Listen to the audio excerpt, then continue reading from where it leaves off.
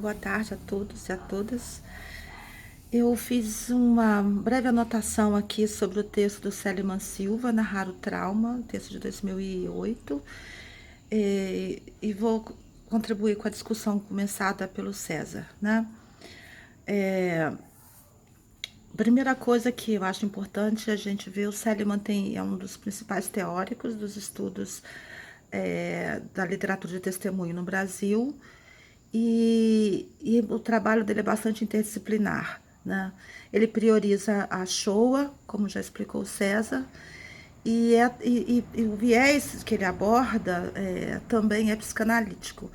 Isso traz algumas dificuldades para nós, né, do ponto de vista da compreensão das implicações daquilo que ele diz. O que eu fiz uma síntese aqui, eu vou apresentar para vocês, né?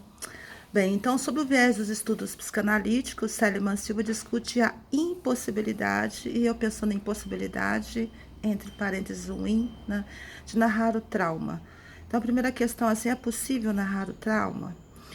E isso vai remeter diretamente àquelas discussões que a gente vem tendo em torno do acontecimento. É possível narrar o acontecimento?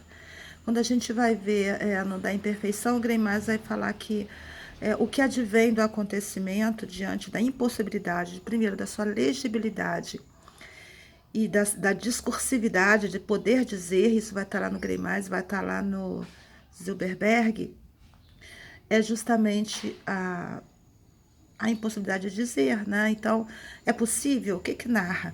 Será possível, como o Céliman vai discutir ali, né?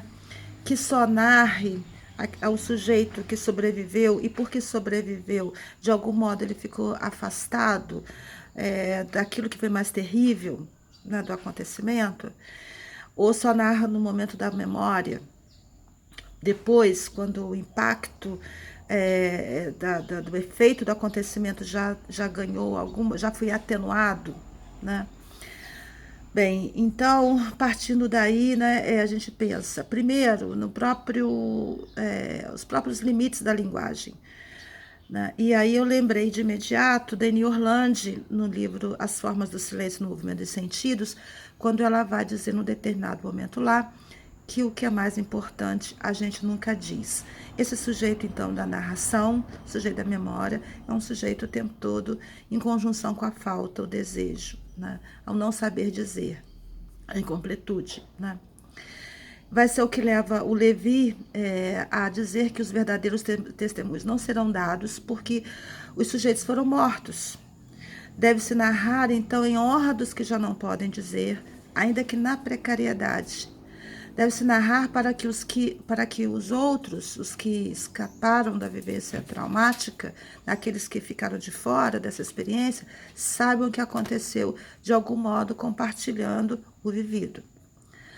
Ao mesmo tempo em que experimenta a insuficiência da linguagem, o sujeito do testemunho é então convocado a narrar, como urgência, do mesmo modo como atende às necessidades de sol e alimento para viver.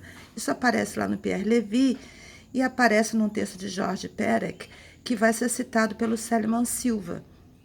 Aí ele vai citar em francês: parler, écrire, et pour le déporter qui revient un besoin aussi immédiat et aussi fort que son besoin de calcium, de sucre, de soleil, de viande, de sommeil, de silêncio, etc. Falar, escrever, e para o deportado que retorna, uma necessidade imediata, né? Tão imediata, tão forte quanto a sua necessidade de cálcio, de açúcar, de sol, de carne, de silêncio. Então, aí ele continua lá, não vou ler, depois eu passo para vocês o texto com todo o texto em francês, né? Toda a citação, mas está lá no texto do Céliman Silva, ele usa como epígrafe, né? Ao real da experiência traumática do acontecimento se alia a imaginação literária como recurso para uma tradução possível.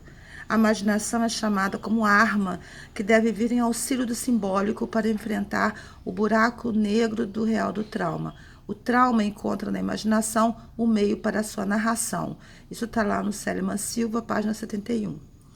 É por isso também que historiadores olharam com desdém para o testemunho, julgando a sua pouca confiabilidade.